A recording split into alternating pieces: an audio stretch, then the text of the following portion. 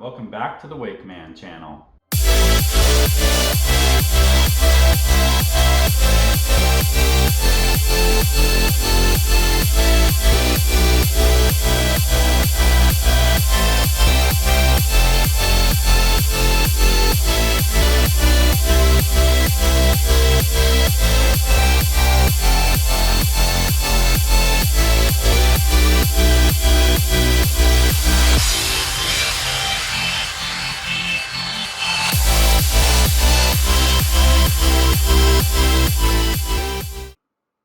If you haven't entered the surfboard giveaway yet, make sure to get over that video and get yourself entered. I'll put a link right above me, I'll put a link in the description below, and I'll put a link at the end of this video. Alright, so this video is going to be the 7th edition to the Wakeboat ownership series, and today I'm going to talk about boat engine hours. In my experience with owning boats, and wake boats specifically, I've learned that there seems to be a stigma or a myth, or whatever you want to call it, surrounding the boat engine hours. Most people that I've come across that are looking for a used wake boat, including myself, are usually looking for a boat with engine hours less than 100 or less than 200. Now obviously you want to get the best bang for your buck, so low engine hours is usually a better scenario. And what else do you have to base it off of when you're used to basing a car off of miles? Today I just want to provide some information on how I think boat engine hours compare to a car's mileage. So what I'm going to do is I'm going to compare the boat engine hours from my 2018 24 MXZ to my 2017 GMC Sierra 1500. As you can see, my boat has 252 hours on it currently, and currently my truck has 18,651 miles. And what's nice about some vehicles these days is they actually show you the engine hours. So you can actually see the engine hours on my truck are currently at 612 hours, and that's driving hours as opposed to 173 idle hours. Now in this video's comparison, I'm not going to take the idle hours into consideration. I'm going to use the engine hours on both my boat and my truck to figure out how that might equate to mileage on my boat. Because I have the hours on both my boat and my truck, and I have the mileage on my truck, it means I can do a little bit of algebra and figure out how that might directly compute to mileage on my boat. So what I can do is I can take the miles on my truck, which is 18,651 miles, and I'll divide that by the hours on my truck, and I get roughly 30 miles per engine hour. Okay, so then I can take this number and I can multiply it times the hours on my boat. And I get 7,687 miles. So the direct calculation says 7,600 miles. And even though there'd probably be a lot of people that might be concerned about the amount of hours on my boat when looking at it as a possible purchase, probably nobody would be worried about purchasing a car or a truck that had 7,600 miles on it. So gives you a little bit of an idea of where my boat engine sits with its current hours. But there are some other factors to take into consideration. One of the things that I've heard is a good measure of boats, if you're comparing to mileage, is that for every 50 hours on a boat, that should equal around 5,000 miles on a car or a truck. Now that would mean that my boat would currently be sitting at around 25,000 miles.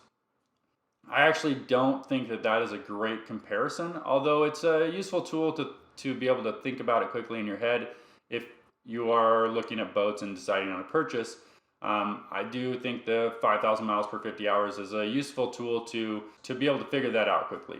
But I actually think that you need to take certain things into consideration, and I would actually make a different calculation based on that. So the fact is that a wake boat is usually running at between 3,000 and 4,000 RPMs, depending on if you're wakeboarding or surfing. And if you're skiing, it might be less than that. depending on your speed. There's several different factors there. I can tell you that on my boat, my wakeboarding speed of 21.8 is usually running at about 3,500 RPMs. And my surfing speed, because you're plowing water, I'm running at around 4,000 RPMs. Now these engines are made to do that, but if you were to compare that to a car, which is probably averaging more between 2,000 and 3,000 RPMs, unless you're towing or hauling a lot of weight, or basically just or racing or something to that effect, obviously that's going to change things on your car or your truck. So that being said, I do think the higher RPMs does cause the engine to wear a little more quickly, but also the service that's being done to the engine is more often. Take, for example, on my truck, there was no break-in oil change or service, and I'm doing my oil changes, I believe, every 6,000 miles, and on my boat, I did an oil change at break-in between 10 and 20 hours, and you're supposed to do it every 75 hours after that. Now, 75 hours, if we were to do a straight across calculation, equals 2,250 miles. So you're essentially doing oil changes and service more often on a boat, but still there is going to be quicker wear on an engine that's running at higher RPMs on a normal basis. So if we were to factor that in, I would actually say that rather than 50 hours per 5,000 miles, I think it'd be safer to say that for every one boat engine hour, instead of being directly the same as a vehicle, which I calculated with my boat and my truck to be 30 miles per 1 hour, I think that it would be safer to say that on a wake boat, for every one boat engine hour would be more equivalent to 50 to 60 miles. And if we were to do that calculation, we'll just take the high end of that. So that means that my boat is sitting at 252 hours. If we multiply that times 60, so that's the higher end of the 50 to 60 miles, then it's more around 15,000 miles. So that, I think, is a more realistic number, but still on the reserve side, because I think it would actually technically be less. There are other factors to take into consideration. If you're in a southern state or in a place that has nicer weather more often or more year-round, obviously you're going to find more boats with higher engine hours.